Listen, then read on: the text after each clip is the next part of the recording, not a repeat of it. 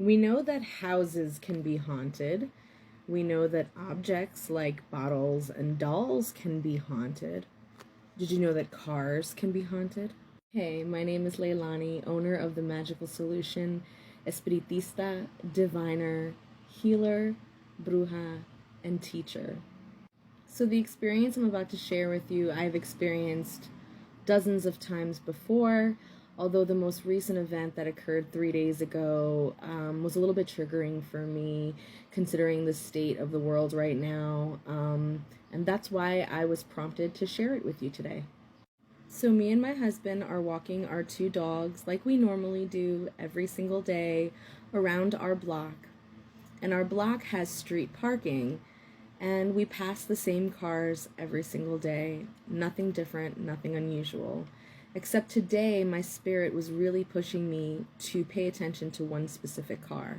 As I approached this late 90s, early 2000s reddish wine SUV, I noticed a little hand in the back seat, the back driver's seat, in the shape of a fist pressed up against the window. As I kept walking and saw this fist become clearer and clearer, I then began to notice the outline of a small child. This child must have been about 2, maybe 5 years old at max. I'm talking about a very, very small child.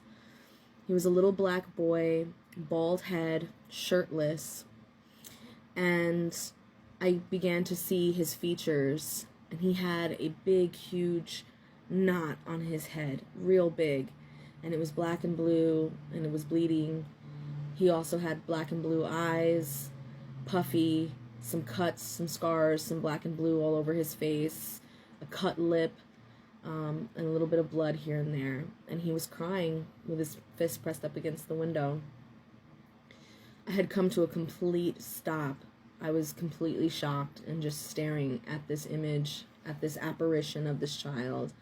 My husband heard me stop, so he turns around and looks at me and says, "Hey, are you okay?" And I look at him and I'm like, "No, I'm not okay." And then I go and look back at the car and the apparition was gone. Now, as I mentioned before, experiences like this happen to me quite often.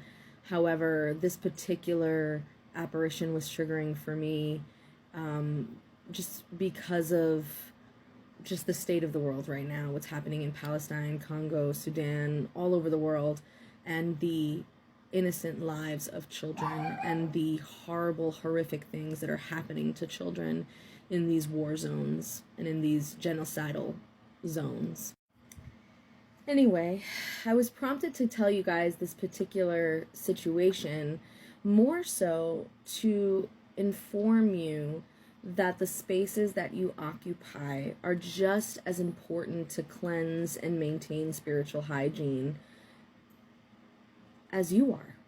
So, when you're cleansing yourself, make sure you cleanse your home, make sure you cleanse your objects, make sure you cleanse your car. When you are protecting yourself, make sure you protect your home, make sure you protect your objects, make sure you protect your car. When you are blessing yourself, make sure you bless your home, make sure you bless your car, right? So a few tips that I can give you in terms of ensuring that your car has good energy, it's protected, and all that stuff is you can hang certain talismans from your rearview mirror. You can use certain scents and sacred waters to spray within your car. You can even set up a small altar to specific spirits that govern safe travel, or specific spirits that are in charge of the raw materials that a car is comprised of. So spirits that are in charge of iron and steel and copper, spirits who might be known for metal welding, spirits that might be known for technology, etc., etc. These are all things that you can do to ensure that your car is cleansed, protected, blessed, safe.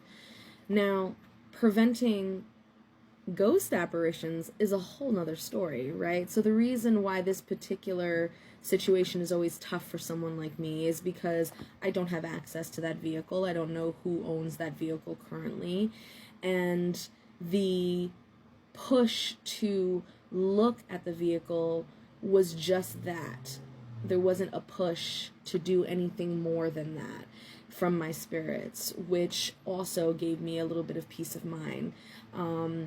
Had they pushed me further to inquire, to do more research, to do etc., I would, right? So in terms of preventing that kind of thing from happening to your vehicle, ultimately it's about occupying space in a positive way, right? So if you want your home to have imprints of good memories, then have good memories in your home. Same thing with your car.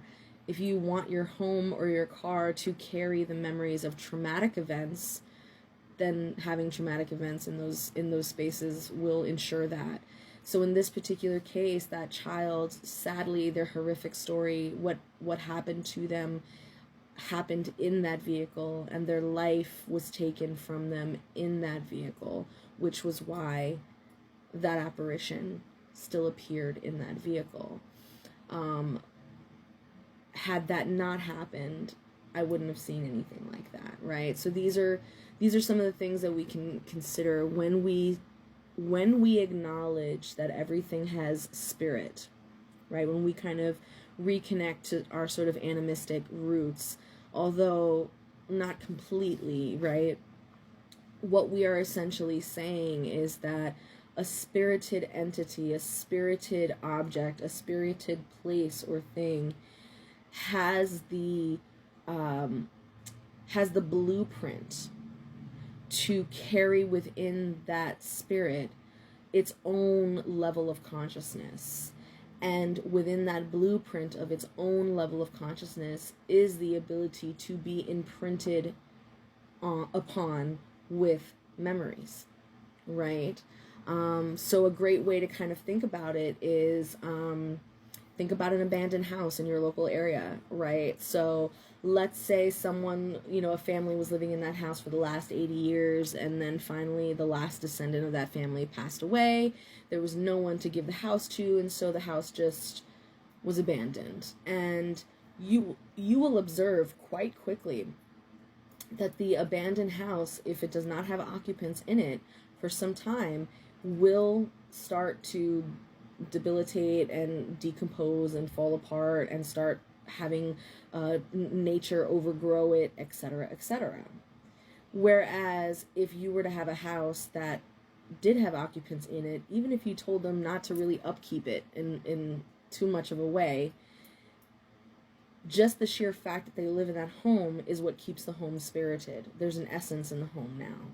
However, in both instances, whether someone's living in it or not, that home will get imprinted with memories of people who did live in that home, even if they don't live in there anymore. Those imprints will fade in time, of course, but if psychic mediums like ourselves go into those spaces within the time frame that those imprints are still pretty strong, we can pick up on those things. And that's yet another reason why the vehicle situation that happened 3 days ago begs to the idea that this happened somewhat recently, because I saw that child, that imprint of the child, clear as day, as if there was an actual child in the back seat. For a minute there, that's part of the reason why I stopped, because for a minute there, I was looking in my mind at a real child who has obviously gone through some horrific abuse and has been locked in the back seat of their car. And at any moment, I was going to walk over to that car and bust that window open. It wasn't until my husband pulled me out of the trance by asking me if I was okay did I kind of come to my senses and re-look at the situation to see that it was not there.